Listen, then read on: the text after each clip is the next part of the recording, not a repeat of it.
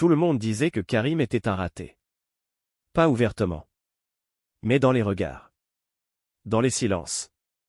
Dans les phrases qui commencent par « tu devrais » et qui finissent par un soupir. À 34 ans, il avait une femme, un enfant, et un travail qui ne suffisait jamais. Jamais assez d'argent. Jamais assez de respect. Jamais assez de valeur. Chaque matin, il se levait avant tout le monde. Chaque soir, il rentrait épuisé. Et pourtant, personne ne voyait ses efforts.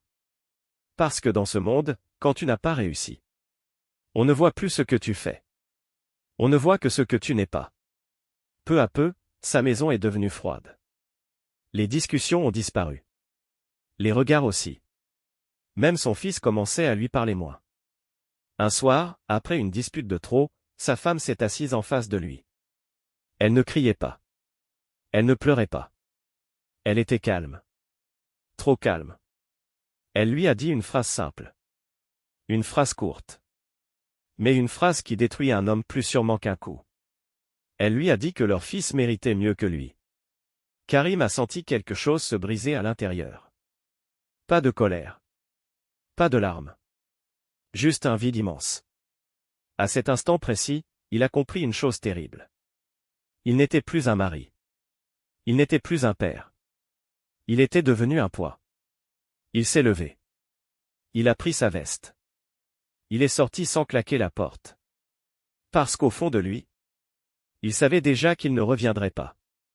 Cette nuit-là, il a marché pendant des heures. Sans destination. Sans plan. Avec une seule pensée dans la tête. Disparaître. Le lendemain matin, sa famille a reçu un message. Un seul. Ne me cherchez pas. Puis plus rien. Son téléphone s'est éteint. Son nom a cessé d'être prononcé. Les jours sont devenus des semaines. Les semaines des mois. Les mois des années. Pendant 7 ans, Karim n'a existé pour personne. Pendant 7 ans, il a dormi dans sa voiture. Pendant 7 ans, il a accepté des travaux humiliants. Pendant 7 ans, il a été ignoré, exploité, méprisé. Pendant 7 ans, il a échoué plus de fois qu'il ne peut s'en souvenir. Il a pensé abandonner. Souvent. Très souvent. Certaines nuits, seul dans le noir, il se demandait si tout cela avait un sens. S'il n'avait pas fait la plus grande erreur de sa vie. S'il ne valait vraiment rien. Mais chaque fois qu'il était au bord de l'effondrement, une image revenait. Le visage de son fils. Et cette phrase qu'il avait détruit. Alors il a fait un choix. Un choix que personne n'a vu. Un choix silencieux. Il a décidé de devenir quelqu'un. Sans demander la permission à personne. Il a commencé à apprendre la nuit. À lire quand son corps voulait dormir. À travailler quand son esprit voulait fuir. Il a échoué. Il a recommencé. Encore. Et encore. Pendant que le monde avançait sans lui. Lui se reconstruisait dans l'ombre. Les années ont passé. Un jour, 7 ans plus tard, un homme s'est arrêté devant une porte qu'il connaissait par cœur. Il était bien habillé. Calme. Silencieux. Il a frappé doucement.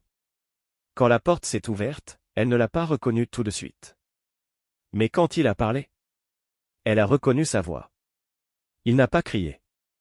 Il n'a pas reproché. Il n'a pas demandé pardon. Il a simplement dit merci. Merci pour la douleur. Merci pour l'humiliation. Merci pour la phrase qu'il avait détruite.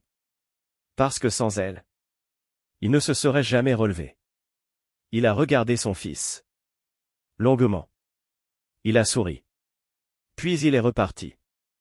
Parce que Karim avait compris une vérité que peu de gens acceptent. Parfois, on doit être brisé complètement. Pour enfin devenir soi-même.